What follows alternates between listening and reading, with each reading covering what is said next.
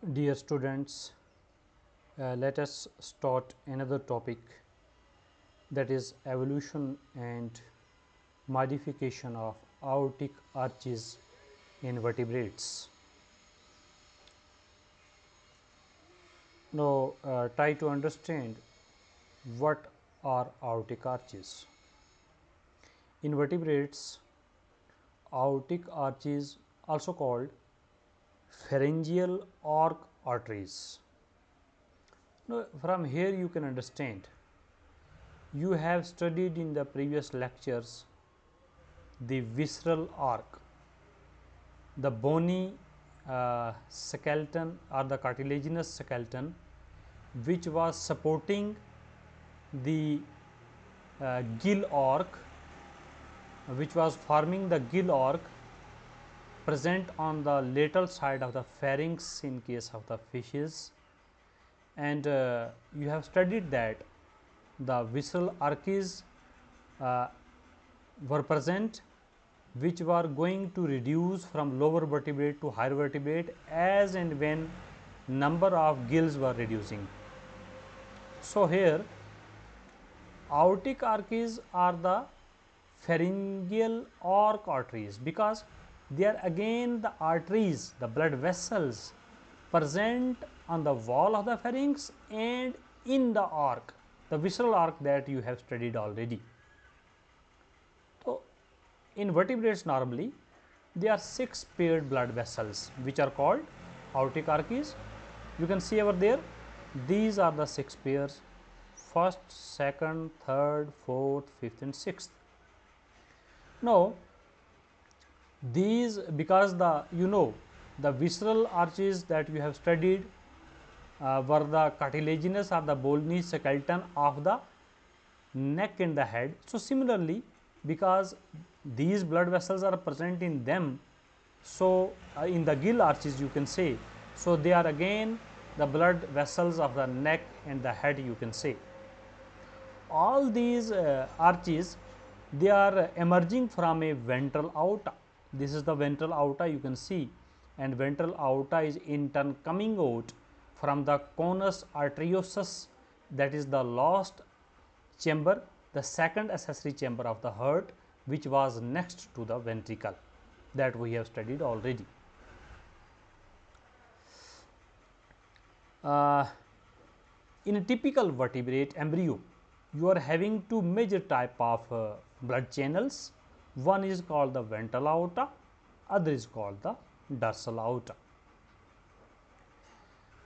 Now, ventral aorta, after coming out from the heart, it runs on the ventral side of the body anteriorly towards the head, then it bifurcates to form the external carotid arteries. So, it is running on the ventral side, means on the ventral side of the pharynx region of the intestine.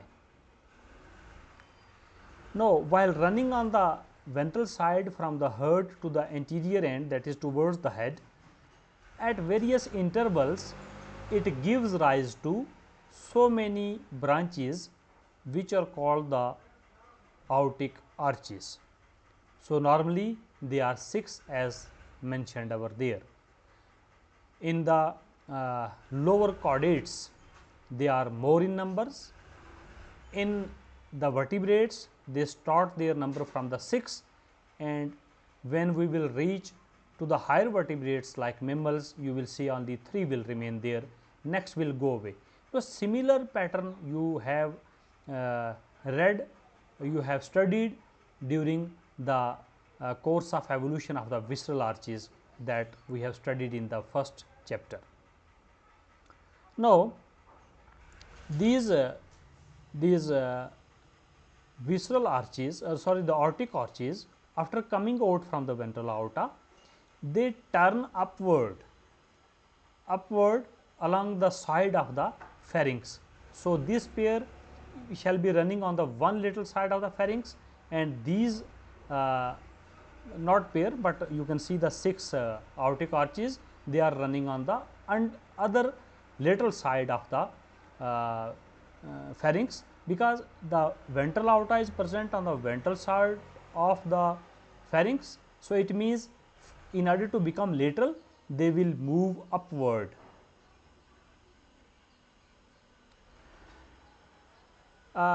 You can see they are 6 in numbers. First one is called the mandibular arc. So, it corresponds to the name of the visceral arc. You can see the first visceral arc was also the mandibular. The second is hyoid, again same.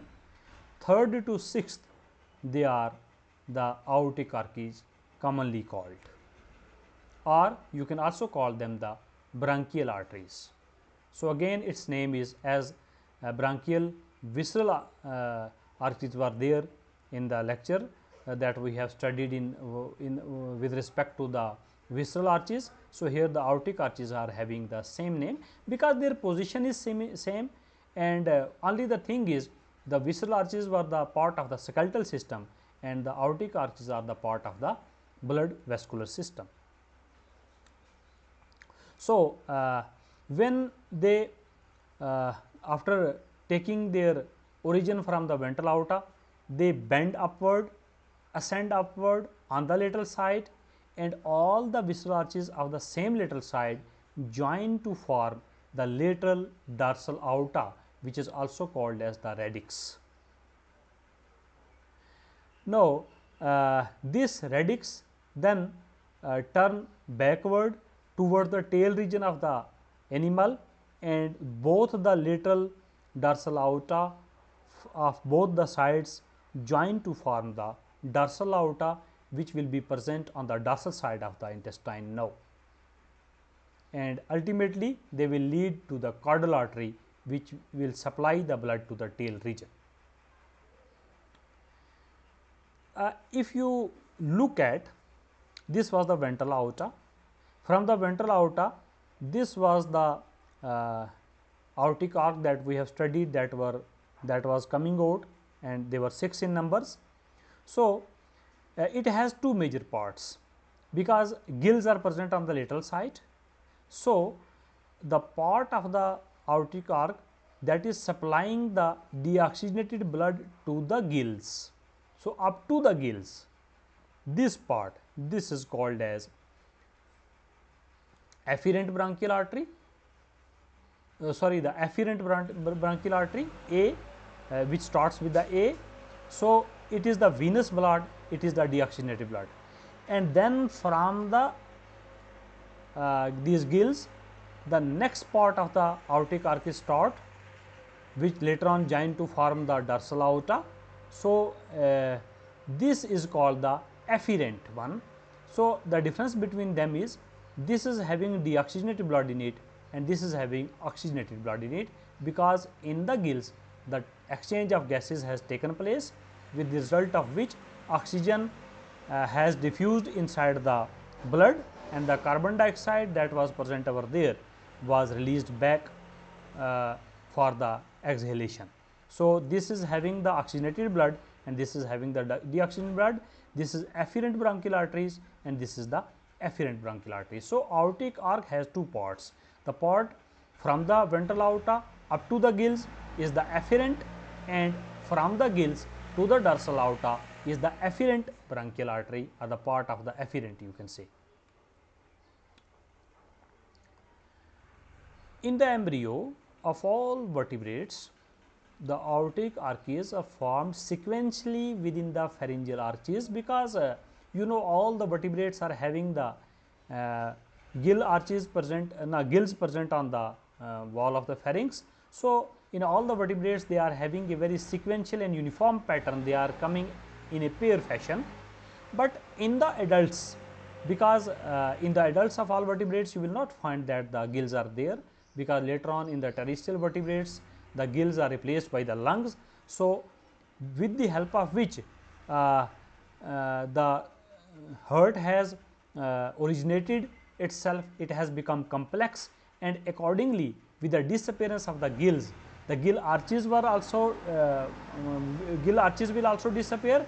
As a result, aortic arches will also disappear. In the adult, you may not find such a similar symmetrical fashion of the pair of the arches of the all the 6.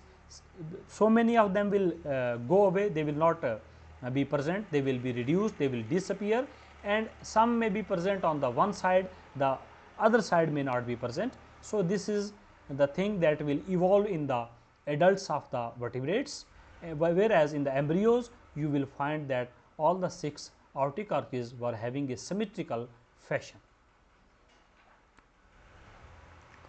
Arterial system in adults of different vertebrates shows differences due to increasing complexity of heart. As I have already told you that when we are moving from lower vertebrate to higher vertebrate, the there is a the heart develop itself and it become complex with the division of more with the division of the atrium and the ventricle to form the more chambers, as we have already studied.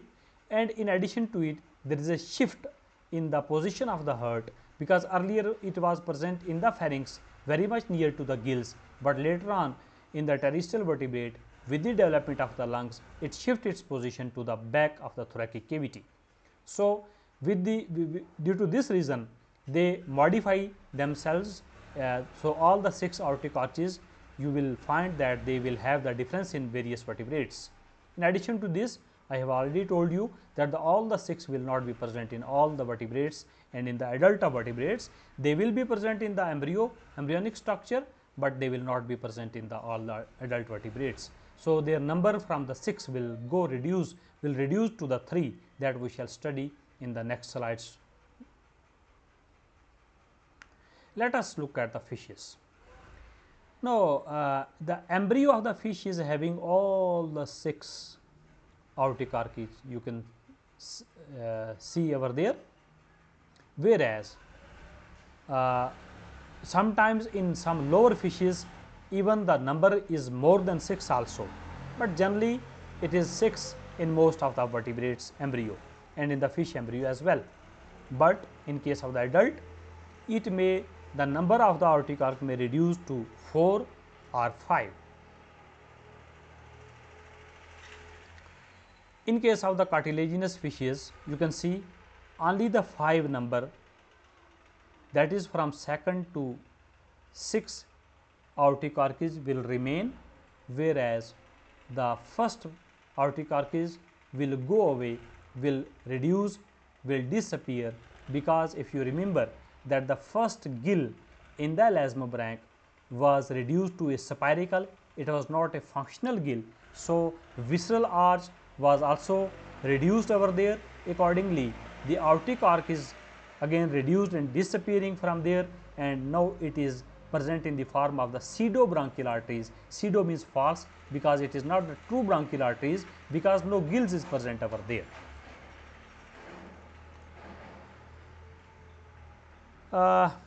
And in case of the teleost fishes, even first and second both will disappear, and only from 3rd to 6th, that is the 4th number of aortic arches may be present in the adult and will be in the functional state. In case of the Polypterus and the lungfishes Dipnoi, gills are poorly developed.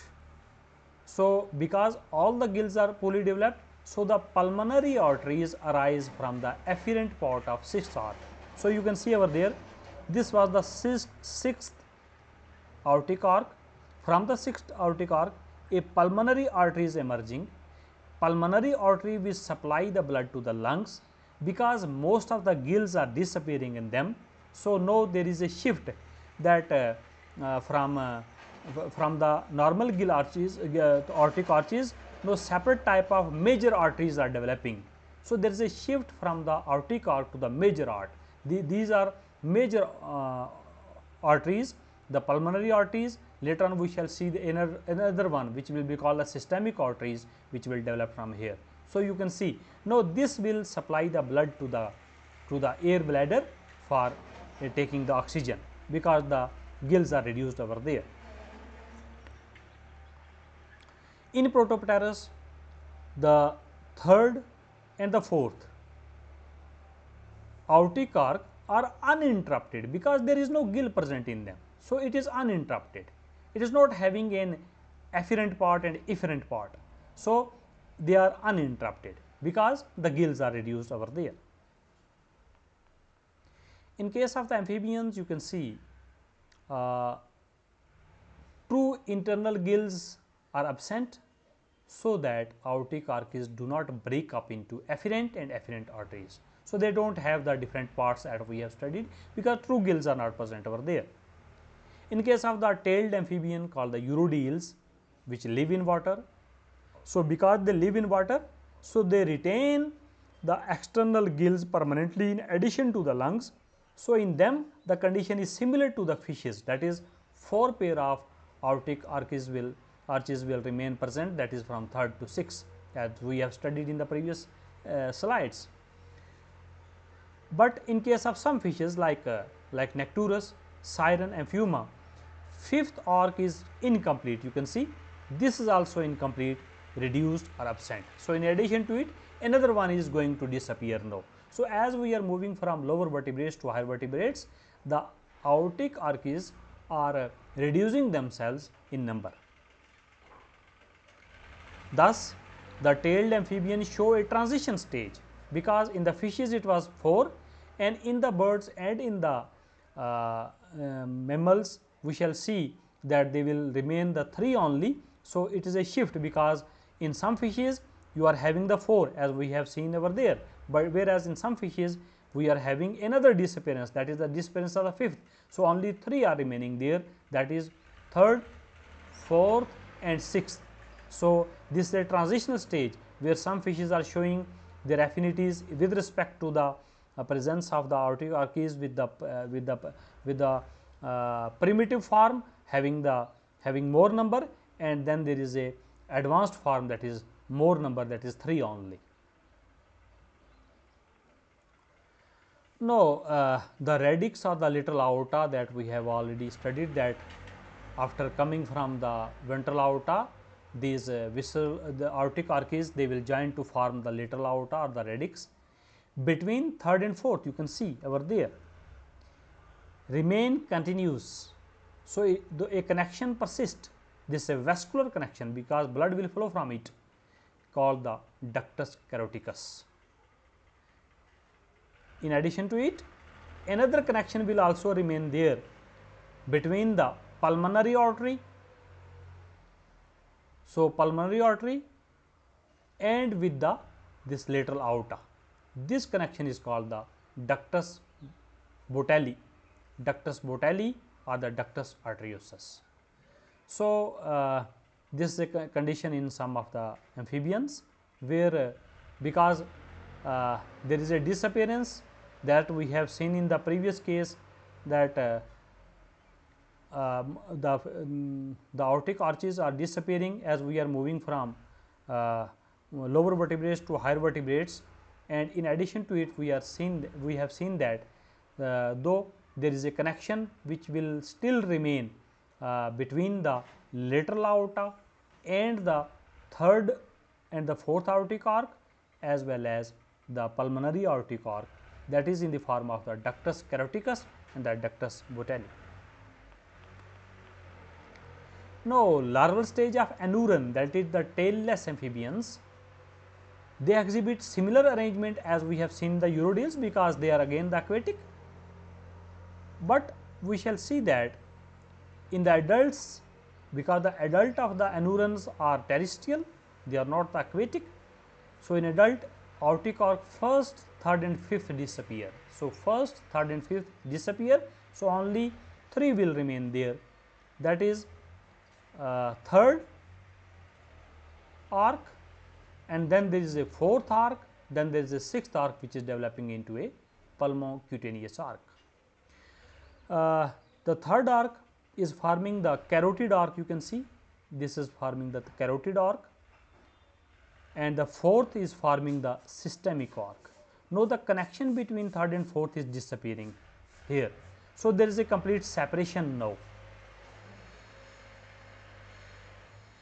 The 6th arc on either side becomes pulmocutaneous arc, because it will supply the blood to the skin and the lungs, as we know that in the amphibians respiration takes place with the help of the skin and the lungs both.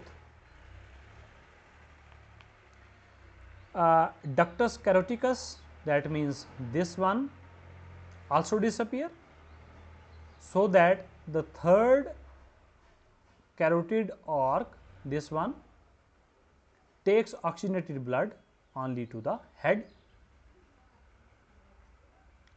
and the fourth or the systemic arc takes the blood to the rest part of the body except the heart, because the connection in the form of the ductus caroticus is lost. Ductus arteriosus, that means the connection between the pulmonary artery and the lateral aorta, also disappear. So, the sixth or the pulmocutaneous arc supplies blood exclusively to the lungs. No, it will not be a mixed blood.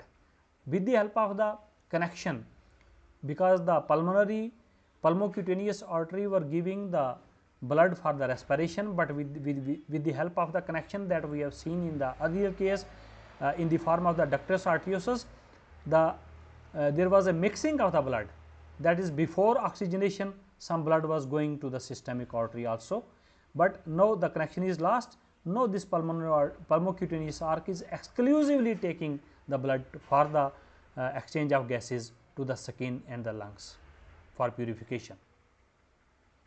The adult aneuron exhibit only 3 functional arches, that is the third, the fourth and the sixth.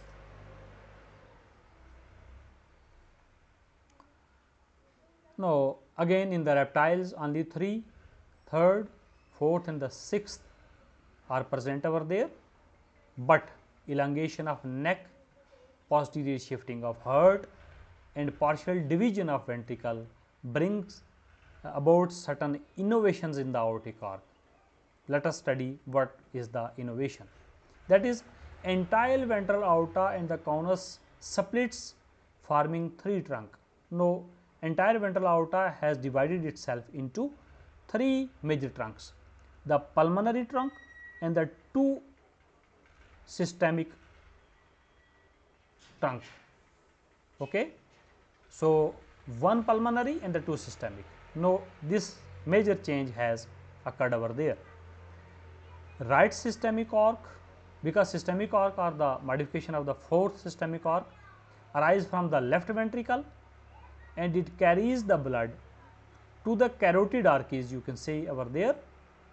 So, supply the blood to the head, whereas on the other case, in case of the left aortic arc, which is again the 4th aortic arc, comes from the right ventricle and it supplies the blood to the body through the dorsal aorta, because at posterior end it will unite to form the dorsal aorta.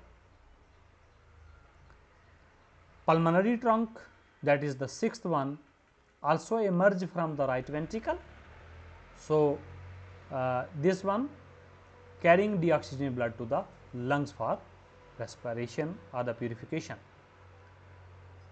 Ductus caroticus and ductus arteriosus are absent. No, though it is present over there, we shall study there are some exceptions. Normally, this and this, both these connections are absent, but in some cases, like in case of certain snakes and lizards like uromastyx, ductus caroticus is present, and ductus arteriosus in some turtle like Sphinodon may be present, but in most of the reptiles both these connections are absent. Now, there is a condition why up to the reptiles, from fishes, amphibian, reptiles, all these animals are cold blooded. They are cold blooded because you will see that there is not a complete separation of the oxygenated and deoxygenated blood, that we have also studied during the evolution of the heart. So, because there is a mixing of the blood, oxygenated and deoxygenated, so these animals are the cold blooded animals. In case of the birds and mammals, we shall see that they are warm blooded animals, because there is no mixing of the oxygenated and deoxygenated blood. So, no, in the final form only 3 aortic arches will remain there, that is 3rd, 4th and the 6th.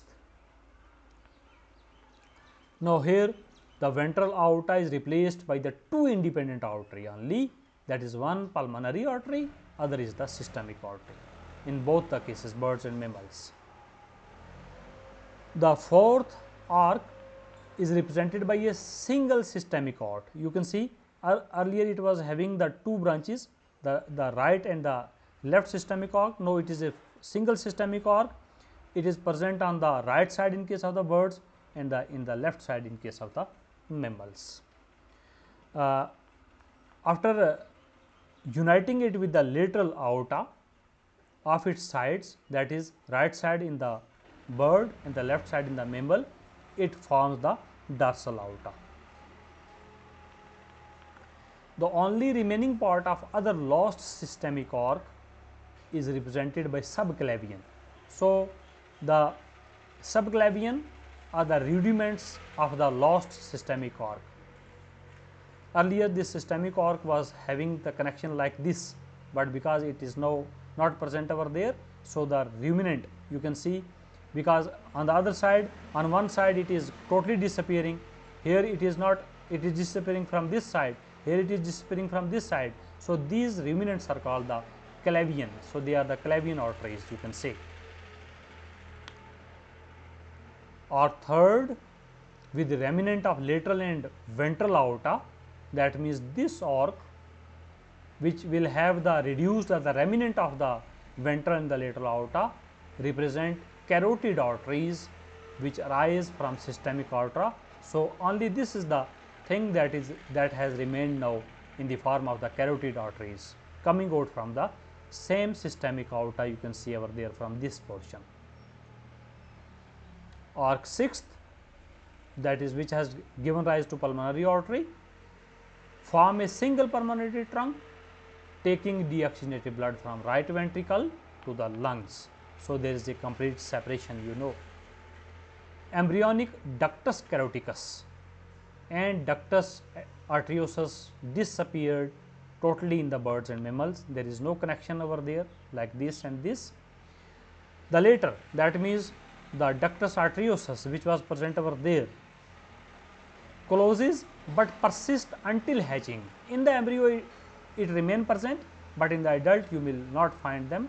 So, they may persist up to hatching or up to birth of the animals in some cases, and in that case it is called as ligamentum arteriosus or called the ligament of Bertolli.